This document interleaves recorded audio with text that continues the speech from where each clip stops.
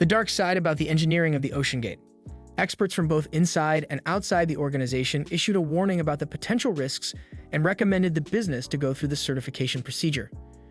Years before Oceangate's submersible boat went missing in the Atlantic Ocean with 5 people on board, the firm faced multiple warnings as it prepared for its trademark mission of bringing wealthy passengers to tour the Titanic's debris. The aim was to take wealthy passengers on a tour of the Titanic's wreckage. It was January 2018, and the company's technical team was getting ready to hand over the craft, which was going to be called Titan, to a new crew that would be responsible for guaranteeing the safety of the passengers who would be riding on it in the future. However, specialists both inside and outside the corporation started raising red flags about the situation. According to the documents filed in court, David Lockridge, the director of marine operations for Oceangate, began working on a report around that time. He ultimately produced a damning document in which he stated that the vessel required additional testing and emphasized the potential dangers to passengers of the Titan as the submersible reached extreme depths. 2 months later, Oceangate was confronted with similarly dire calls from more than 36 people, including industry leaders, deep-sea explorers, and oceanographers. These individuals warned in a letter to the company's chief executive, Stockton Rush, that the company's experimental approach and its decision to forego a traditional assessment could lead to potentially catastrophic problems with the Titanic mission. Now, as the international search for the craft enters a new day, additional information is coming to light regarding the warnings that were hurled at Oceangate during the time when the company was racing to deliver extreme tourism for the wealthy. A spokesperson for Oceangate declined to comment on the criticisms that Mr. Lockridge and other industry leaders had leveled against the company 5 years earlier. In addition, Mr. Lockridge did not provide a response when a request for comment was made. According to a statement released by the company on Tuesday, Mr. Rush, the chief executive of the company, was one of the passengers on the vessel and was operating it as its pilot when it went missing on Sunday.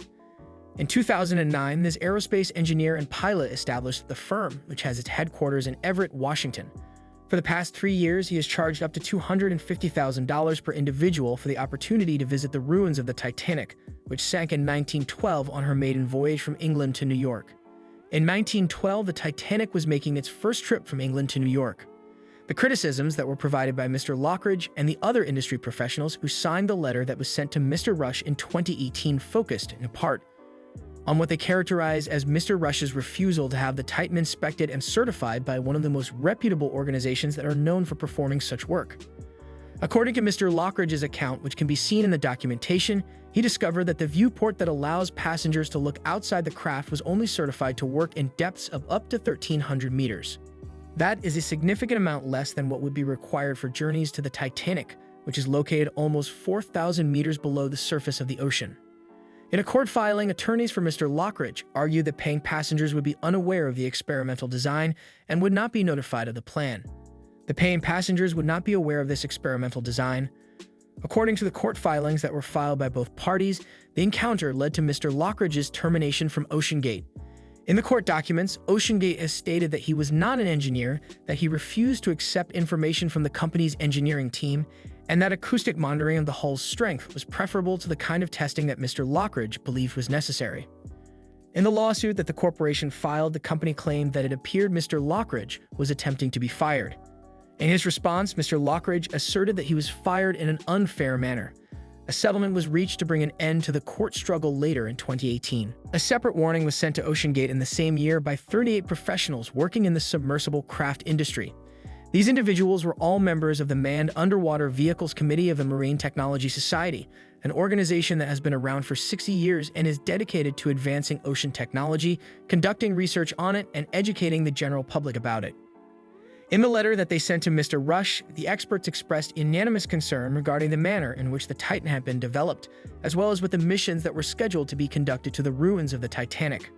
The letter claimed that Oceangate's marketing of the Titan had been, at minimum, misleading because the company had claimed that the submersible would meet or exceed the safety standards of a risk assessment company known as DNV, despite the fact that the company had no plans to have the craft formally certified by the agency. There hasn't been an injury in the commercial sub-industry in over 35 years, he told Smithsonian Magazine for a profile that was published in 2019. Because of all the rules and regulations, it is ridiculously safe. However, it has neither innovated nor developed as a result of all the regulations that have been imposed on it. David Pogue, a former technology columnist for the New York Times, participated in one of Oceangate's Titanic expeditions and said that the paperwork he signed before getting on board warned that the Titan was an experimental vessel that had not been approved or certified by any regulatory body and could result in physical injury, emotional trauma, or death. This information was included in a report that was broadcast by CBS the previous year. Oceangate has already been to the Titanic site twice before in 2021 and 2022, and the company stated in a blog post published in May that it always expects new challenges with each expedition it does. The post stated, "We're starting our Titanic expedition earlier than usual and have been tracking all the social media posts showing icebergs and sea ice in the area." The post also stated that they had been tracking all of the posts. Although the previous journeys were mostly fruitful, there were a few bumps along the way.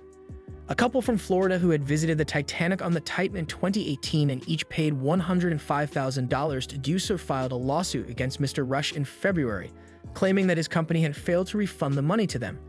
According to the claim, the journey had to be postponed multiple times, with the firm citing the necessity to conduct additional tests on the Titan as one of the primary reasons. The pair claimed that Mr. Rush had broken his commitment to give them a refund and that the corporation had instead requested that they take part in a trip to the wreckage in the year 2021. The trip was scheduled to take place in July of that year. The legal action is still being pursued, and Mr. Rush has not provided a response to it. The documents filed with the court do not list any attorneys who are representing him in connection with that matter. In a court document from the previous year, Oceangate made reference to some mechanical concerns that occurred with the Titan when it was on the trip in 2021. The company's legal and operational advisor, David Concannon, wrote in the document that was submitted to the United States District Court for the Eastern District of Virginia, which is in charge of overseeing matters pertaining to the Titanic.